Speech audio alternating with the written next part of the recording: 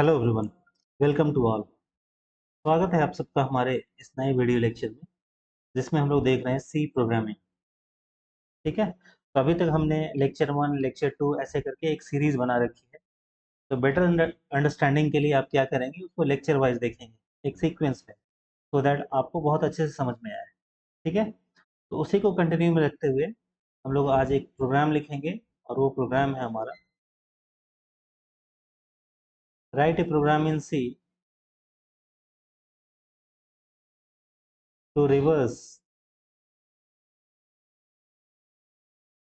a 3-digit number।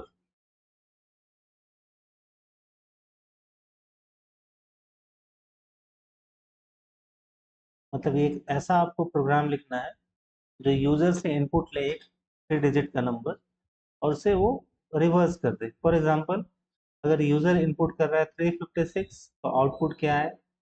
563। अगर user input कर रहा है 406, तो आउटपुट क्या है? 604।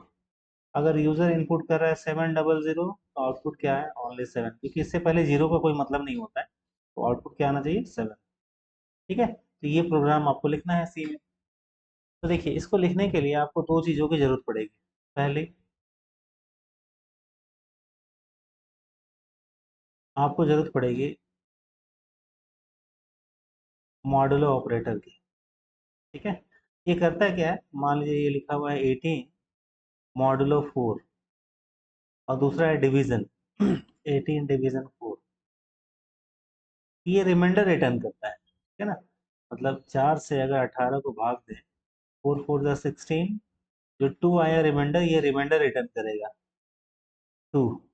और ये क्या रिटर्न करेगा? ये क्वोशिएंट रिटर्न करेगा। जैसे इसे में भाग देने के बाद क्या आता? पॉइंट के बाद यहाँ लगा देते 0, 4 5 जा 20। तो इसका आंसर आना चाहिए था 4.5।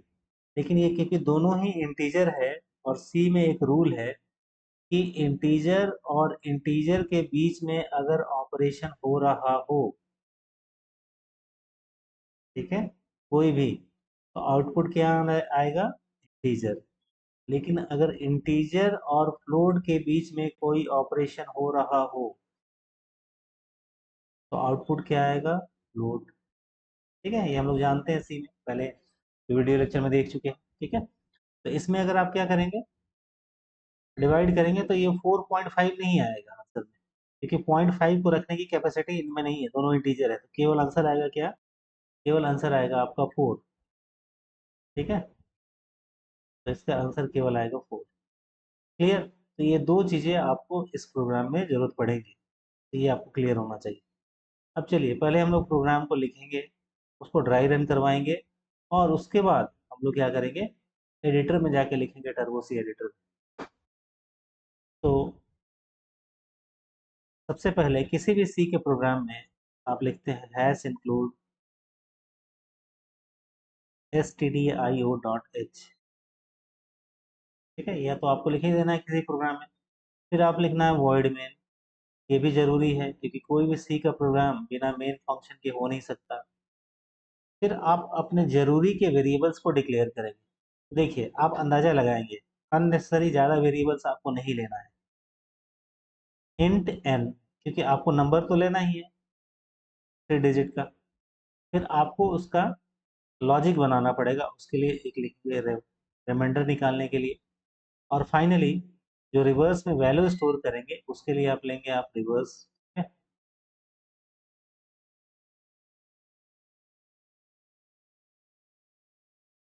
हमारा लॉजिक कुछ ऐसा होगा, जैसे हमने डाला 563, तो पहले आपको 3 को निकालना पड़ेगा यहाँ पे,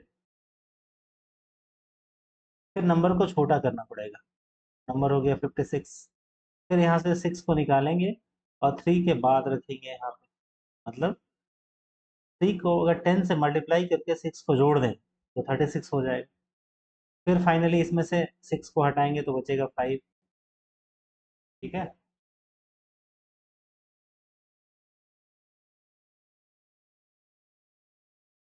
तो 5 बचेगा, तो आपको 5 को क्या करना है? सीधे 365 यहाँ रखना है। कैसे करेंगे? 36 को 10 से मल्टीप्लाई करेंगे और 5 जोड़ देंगे। तो ये लॉजिक अभी थोड़ी देर में और क्लियर हो जाएगा आपको। ठीक है। उसके बाद हम लोग क्या करते हैं, इनपुट लेने के लिए लिखते हैं यहाँ पे printf, यूजर से इनपुट करवाएंगे, इंटर अ 3 डिजिट नंबर,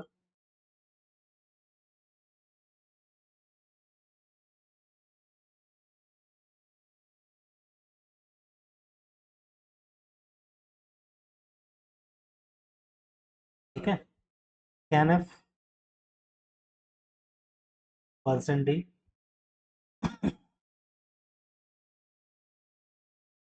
%n, ये हम लोग जानते हैं कैसे लिखेंगे। इसके बाद जो मेन कोड है हमारा उसको लिखेंगे, ठीक है। कोड हमारा है, पहले आपको रिमाइंडर निकालना है, तो rem equal to n modulo 10, इससे क्या होगा, रिमाइंडर निकल जाएगा। फिर जो रिवर्स है, रिवर्स को हम लोग कुछ ऐसे लिखेंगे, reverse equal to reverse into 10 plus rem, ठीक है। अभी देखते हैं कैसे होगा ये। उसके बाद नंबर को छोटा करेंगे, तो n equal to n division 10। ये आपका एक सक्सेसफुली जो है एक डिजिट को निकालेगा और मल्टीप्लाई करने के बाद ऐड करेगा रैम से, तो आपका ये वाला काम हो जाएगा, ठीक है। यहाँ जो हम लोग 563 से 3 निकाल रहे थे, ठीक है, और उसको 10 से मल्टीप्लाई करके रिमाइंडर ऐड कर रहे थे। नाउ आगे क्या करेंगे, फिर इसी कोड को दोबारा लिखेंगे, rem equal to n modulo 10, reverse equal to reverse into 10 plus RAM,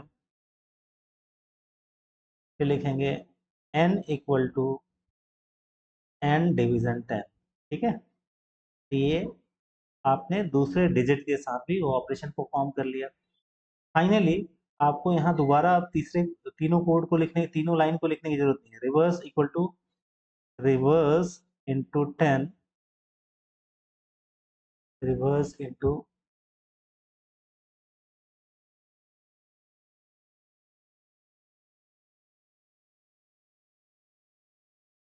10 plus, ये क्या लिखेंगे आप, क्योंकि नंबर छोटा हो चुका है, एक डिजिट बचा है, सीधे n, आर ई एम नहीं लिखेंगे, ये आपको ध्यान देना है। इसके बाद आप क्या लिखेंगे, प्रिंटफ,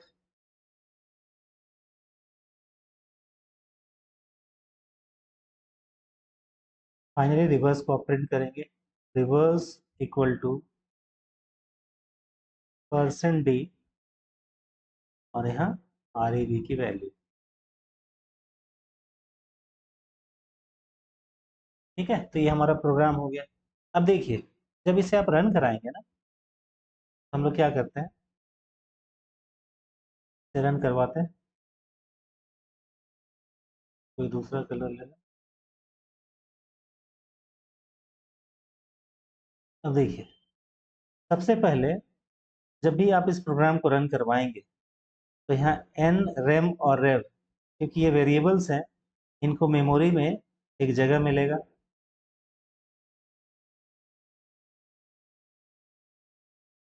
ठीक है। तो n मैंने डिक्लेयर कर दिया यहाँ पे। हर एक वेरिएबल का कुछ ना कुछ एड्रेस होता है, रैम को भी कुछ एड्रेस मिलेगा, एंड एड्रेस जो है वो यूनिक होता है, ठीक है।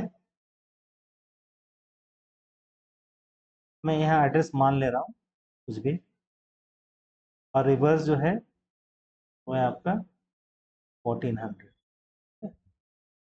अभी क्योंकि हमने सीधे इसको डिक्लेयर किया है, इनिशियलाइज नहीं किया है, तो इनके बीच में वैल्यू क्या होगी, गार्बेज वैल्यू। गार्बेज वैल्यू का मतलब है वो वैल्यू जिसे आप प्रिडिक्ट नहीं कर सकते, ठीक है। जैसे आपने एक बॉक्स के अंदर जो ट्रांसपेरेंट नहीं है, ऊपर में लिखा हुआ है पेंसिल्स, तो इसके अंदर अगर आप ढूंढेंगे, खोलेंगे इसको, तो पेंसिल ही लिखा मिलेगा, क्योंकि हमने पेंसिल लिख रखा है, और ये माना जा रहा है जो लिखा है वही है। लेकिन ये चीज इस पे अप्लीकेबल नहीं है। जैसे ये लिखा हुआ गार्बेज कैन, सड़क के किनारे नगर निगम वाले रखते हैं। अब इसमें आप बोल सकते हैं क्या मिलेगा, पहले से आप नहीं बोल सकते, कागज का टुकड़ा, केले का छिलका, कुछ भी गार्बेज, जो कि आप पहले से गेस नहीं कर सकते। इसी तरह से यहाँ जो गार्बेज वैल्यू है, वो ऐसी वैल्यू है जिसे आप पहले से गेस नहीं कर सकते क्या है, ठीक है। नाउ अगला लाइन क्या है?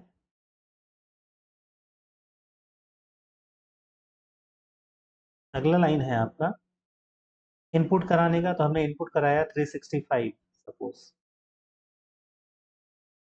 ठीक है।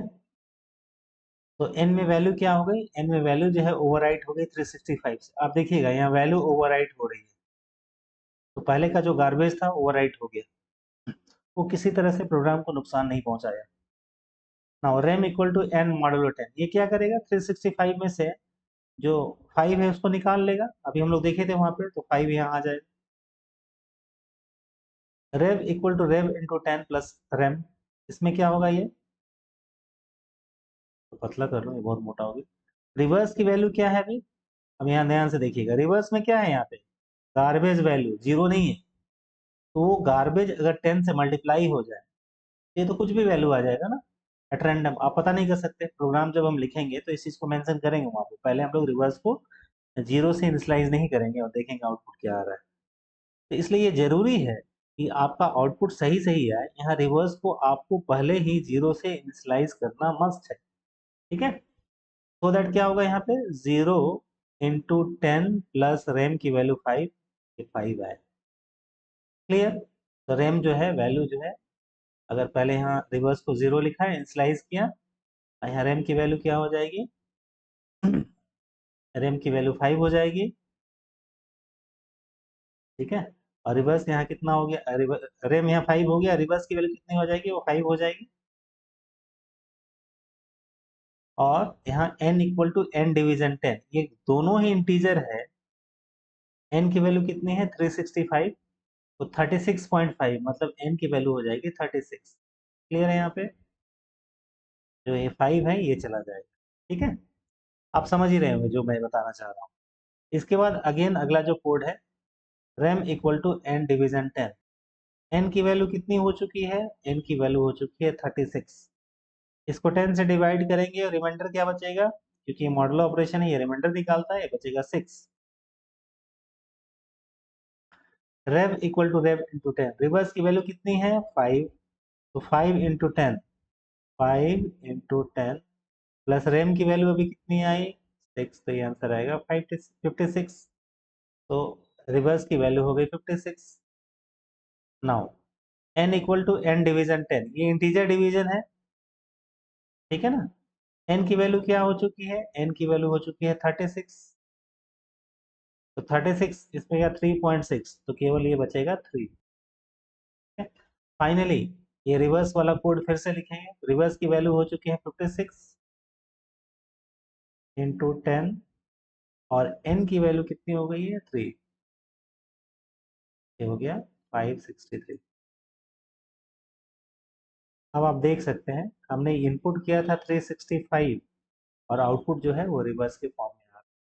फाइनली इसे हम प्रिंट कर देंगे। तो ये हमारा लॉजिक था। अब चलिए इसे हम एडिटर में रन करवा के देखते हैं। हम लोग जो एडिटर यहाँ यूज कर रहे हैं वो है टर्बो सी, ठीक है, क्योंकि हमारे लिए वो काफी काम का है। क्योंकि जो उसमें जो कीवर्ड्स वगैरह है उनका कलर अलग हो जाता है, तो समझने में आसानी होती है, ठीक है। तो हम लोग इसे लिखते हैं। पहला तो आपको लिख ही देना, हैश इंक्लूड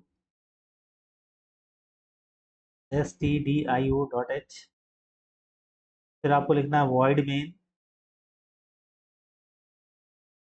देखिए void क्योंकि कीवर्ड है, उसका जो कलर है ना, वो क्या हो गया आपका? वाइट हो गया। इंट कीवर्ड है, देखिए in अभी तक ये ग्रीन है, जैसे ही हमने टी लिखा ये वाइट हो गया, क्योंकि ये कीवर्ड है। एन इंटीजर के लिए, रेम जो है रिमाइंडर के लिए, और आर ई वी जो है वो रिवर्स के लिए। पहले हम रिवर्स को जीरो से इनिशियलाइज नहीं करेंगे, ठीक है। फिर हम लिखते हैं print F inter 3 digit number.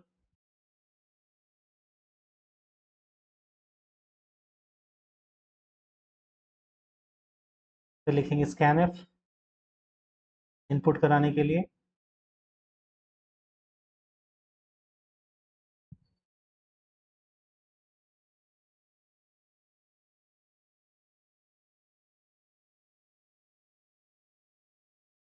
ये हमने यूजर से n की वैल्यू इनपुट करा ली। रैम इक्वल टू n को डिवाइड करेंगे किससे, मतलब मॉडुलो साइन से 10 से, तो रैम की वैल्यू आ जाएगी। Reverse equal to reverse into 10 plus REM, फिर n को छोटा करेंगे, n equal to n division 10।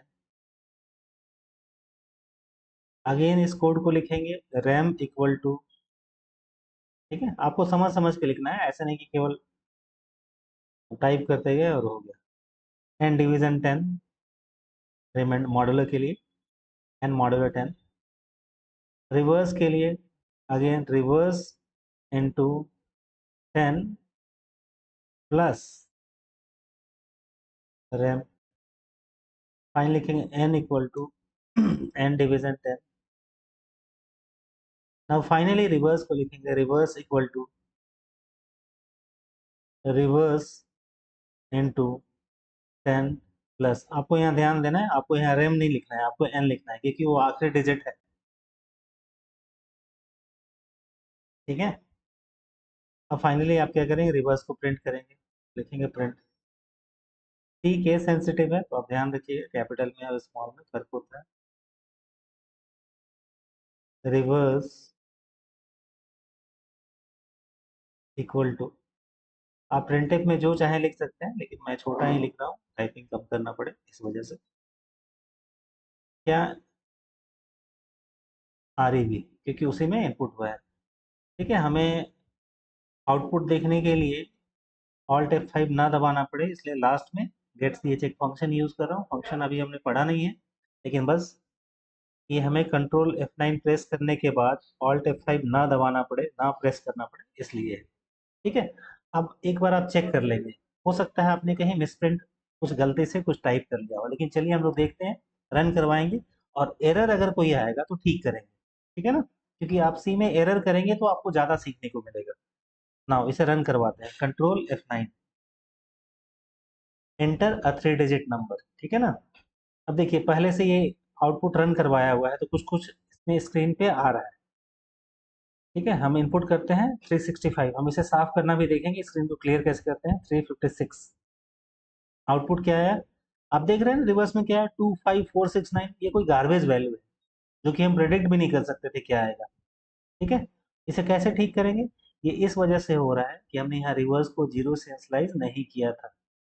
इस बार हम क्या करेंगे, यहाँ पे इसको जीरो से इनिशियलाइज कर देंगे। साथ ही आप पहले एक स्क्रीन को क्लियर करने के लिए CLRSCR ये फंक्शन यूज करेंगे, ये स्क्रीन को क्लियर करता है, जैसे हम बोर्ड से मिटाते हैं ना डस्टर से, उस तरह से। फिर रन करवाएंगे कंट्रोल F9, देखिए क्लियर आ रहा है। 356 क्या आना चाहिए, 653, 653 आया आंसर।